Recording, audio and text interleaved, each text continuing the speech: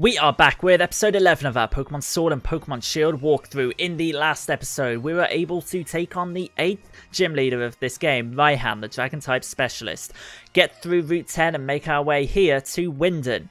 In this episode, we are going to take on the semi-finals of the Gym Challenge here at Wyndon Stadium. This is what our adventure has been building up to. So without any further ado, we are going to check in here at Wyndon Stadium and take on our combatants. Let's speak to the ball guy. Let's see what he gives us. I can't get over the fact that his name is literally the ball guy. He's going to give us the Dream Ball, which is really interesting. This is a Pokeball that has never been distributed in any Pokemon game. You are only able to use the Dream Ball in the Pokemon Dream World and the Dream Radar app on the Nintendo DSi and 3DS eShop. Super cool. Really interesting. Means a lot more Pokemon have the ability to be in Dream Balls now, so that's kind of cool. I still can't tell if that head is a mask or like some kind of outfit he's wearing or just some massive unfortunate growth. I hope it's not the latter. We are going to check in here. He's got to check our gym badges, and we are going to be checked into the semi-finals. Now, I don't understand why it's called the semi-finals, because we're actually going to be participating in 2 gym battles here, which, like, surely they could have just called it the quarterfinal and the semi-final. I don't know. We're going to step out onto the hollowed Wyndon Stadium turf, and our first challenger is going to be Marnie, the 3rd time we've battled her. I knew you'd get all the badges and meet me here. I know that there's been a lot between us, what with my big brother Team Yell helping Spike Mirth and all that. But the truth is, when all's said and done, I really just want to become champion for myself. So don't take it personal when I kick your butt. Tough talk. Tough talk from Marnie. Without any further ado, let's do it. I think it's an altered version of her battle theme. I may be incorrect in saying that though. It feels like there's a few more synthetic, like, instruments at the beginning there. We're going to set up a couple of coils. Now, this Lipar does have the ability to set up as well, and oh, she uses Torment. So we're going to be subjected to Torment throughout the rest of this battle. And that was something I didn't want to happen. Torment means we can't use the same attack 2 times in a row. So our setup is going to be slightly delayed. She also had the potential to use Nasty Plot, which would have doubled her special attack, meaning Snarl would have hit for 2 times the amount. Fortunately, she didn't do that. I think I would have preferred that, though.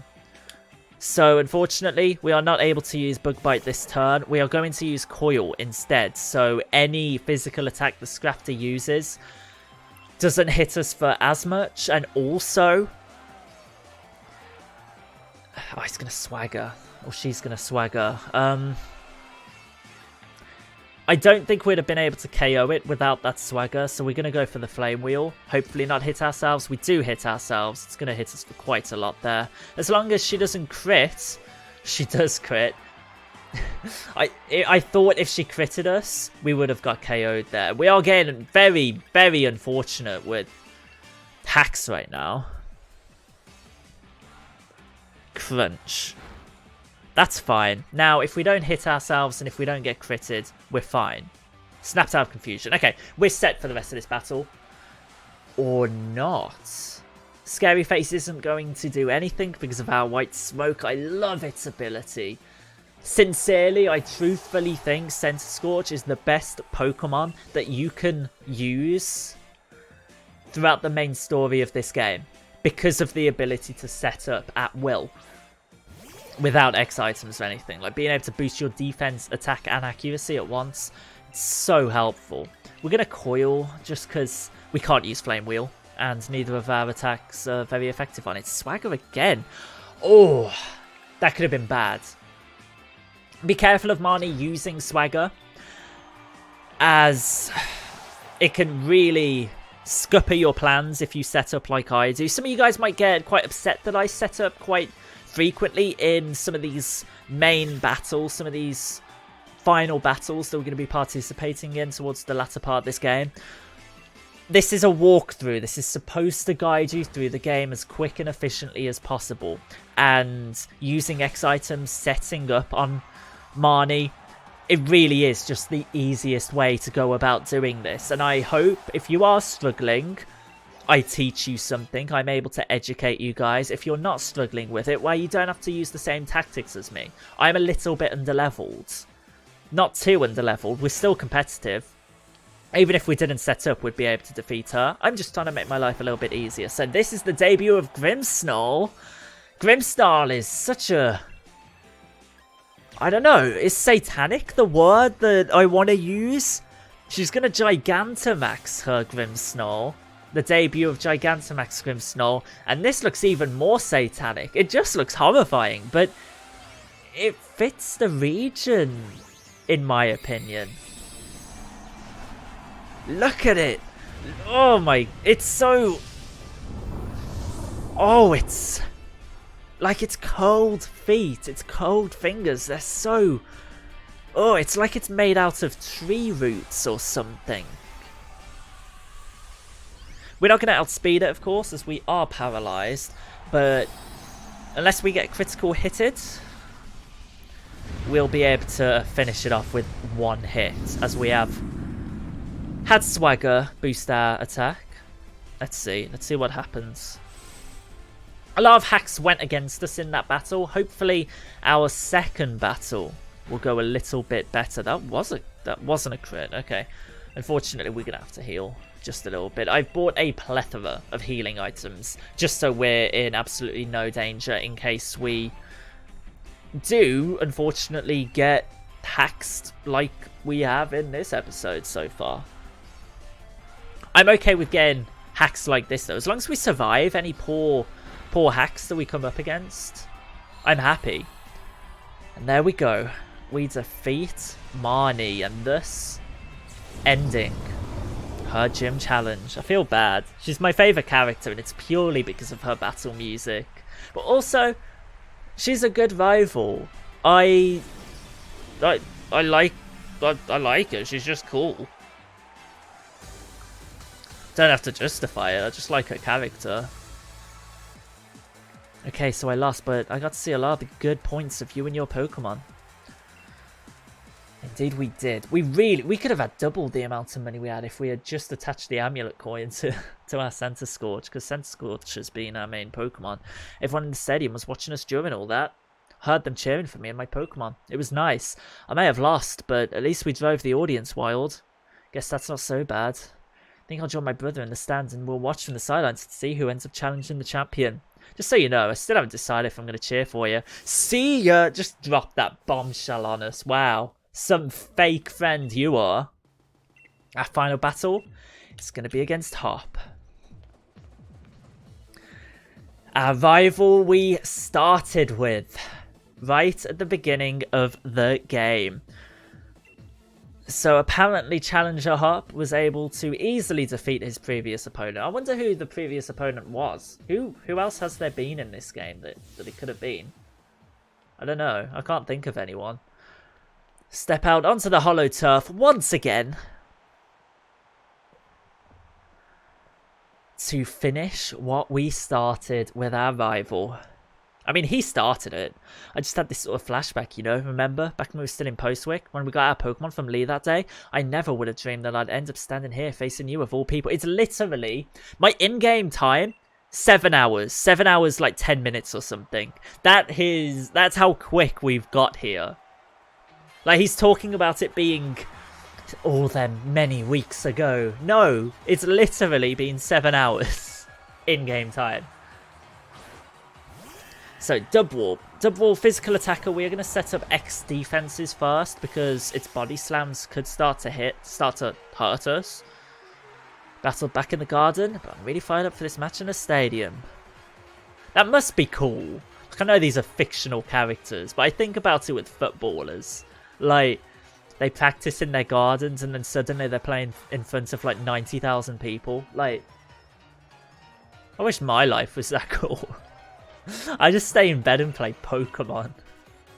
Nothing wrong with that. There's just nothing right with it. Now, Body Slam does have the chance to, unfortunately, paralyze us. And if it crits us, we could be in a spot of bother. I'm just hoping we don't get badly hacked in this battle. It'd be really unfortunate if we did. Body Slam. Don't paralyze, please. One more turn. Yeah, one more X attackers. She did use Cotton Guard.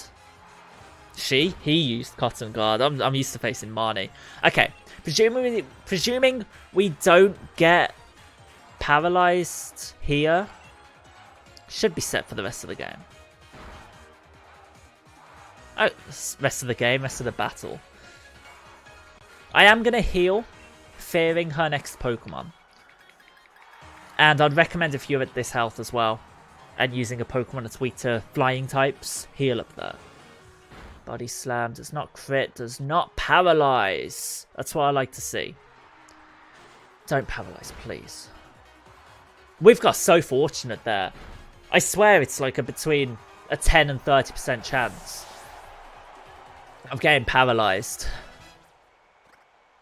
Outergrowth wants to learn Leaf Storm. We are going to learn that just in case we come up against any water types or rock types, and Eldegoss turns out to be like our savior. Corviknight, part steel, so presuming we can outspeed, which we should be able to with a jolly nature, should be okay. Do we outspeed? We do. Senti Scorch, well played.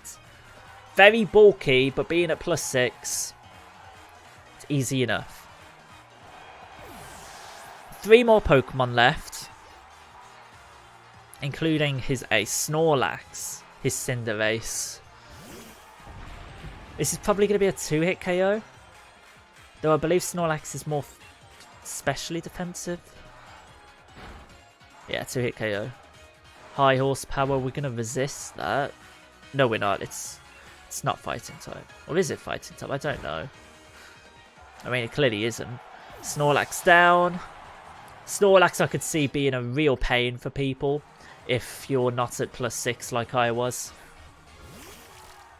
Pincushion. It's a little pincushion. I love it. Flame Wheel. Flame Wheel, all the things. And finally, his last Pokemon, his starter Pokemon, Cinderace, we are going to be able to probably take out in one hit with Crunch, as it isn't the most physically defensive Pokemon. Got me backed into a corner? No way. Yes way. You haven't even made a dent on our team. Now, imagine you were doing what I've done with the X items, but having taken on every single trainer in the game. There is definite room for this game to be very easy. I've made it slightly difficult for myself, and that's why I set up on these Pokemon. That's quite a cool animation. We haven't even Dynamaxed, and I think we'll be able to one-hit KO this. That's a super effective attack. Doesn't boost any of its stats. It has a chance to boost its speed up, but yeah, okay, there we go. It does boost its speed. Oh, oh. He's probably going to heal. So if we Dynamax ourselves, we'll be able to one-hit KO it. I was hoping we could KO it without using our Dynamax. Just because the animation takes like 20 seconds. I thought we could save a little bit of time. Now, if he gets a crit on this turn, if we don't KO him, and he gets a crit on the next turn, okay, it's fine. Then we could have been in a little bit of trouble. But we would have just sent out our Inteleon. Very nice. Inteleon is level 50 as well. That is what I like to see. Level 50 is a good level to be at. You're going to be under-leveled, but it's a fine level to be at. Thanks, mate. Really glad you were the one here with me. No worries. No worries at all. And the victor of the semi-finals, the challenger, has won their way through all of the many hopeful trainers in the gym challenges. Challenger PD win all. You know, even when Sonia was saying that you and me looked like we could become heroes, I never really felt like one. But you, mate, I think maybe you really could do all sorts of great things. Good on you, Petey Winnell. Good on you, Petey Winnell, and Sense Scorch and all the rest of your team. Thank you very much. Okay. There's Champion Leon. That was incredible. Brilliant. Honestly, there were even tears rolling down my face before I knew it. Bit lame. To think that the two of you set out together from the same town, built up the greatest teams, and arrived here at this point to throw everything you had at one another. That burning desire to win, those moves filled with undefeatable passion. It was battling at its very purest in every possible way. Even though there were some trainers who weren't sure whether you were fit to be endorsed for the gym challenge at first. That was you, Lee. It literally was you. Challenger standing before us might well end up being you. In fact, it's precisely what I'm hoping for. So, we've got to go through a little bit of a tournament to be able to take on Leon. However, I think there's some evil going on right now. Let's see. Let's find out. Challenger Petey Winnell, got some time for questions? First question. We're both endorsed by the champion, making the two of you rivals in a sense, wouldn't you say? How does it feel to have defeated your rival? I'm glad I could beat him. Question number 2. I'd thank him for the great match. Yeah, sure. That sounds like the nicest thing. Think he can win in the finals? I absolutely do. Of course I do. I love the hone edge there. I want a hone edge. We got ourselves dinner plans with my brother, so sorry, but clear off already, would you? Yes, yes, I understand. Looking forward to seeing the birth of your new star. And I love the what's-it-call-it there? The Aegislash on the back wall. So we're checking into our hotel. Ready for our little gym challenge. Kid's got a mouth on him, huh? If you were that noisy during battle, you'd unleash a whole new world of power, you know? Oh, pack it in, Piers. I'm seriously worried here. I don't need to see your smug mug looking like you're having a go at me, even though you act like you're giving me good advice. Judging by appearances, no wonder you lost to your mate. If you're looking for the champion, I saw him heading to Rose Tower. Why would he go there? Don't know what he's up to, but I ran into him at the monorail platform. He said to tell you they'd had something to do with the Rose Tower, so he'd be late to your dinner. So, we have got to head to the Rose Tower to see what Champion Leon is doing. It sounds suspicious. So I think I'll invite Team Yell along. We'll all have ourselves a bit of fun, shall we? Make a real ruckus. Yes, please. Support me. I need it. Okay, so in the next episode, we are going to see what develops here in Wyndon. Something tells me we are not going to be able to take on Champion Leon without a bit of a struggle.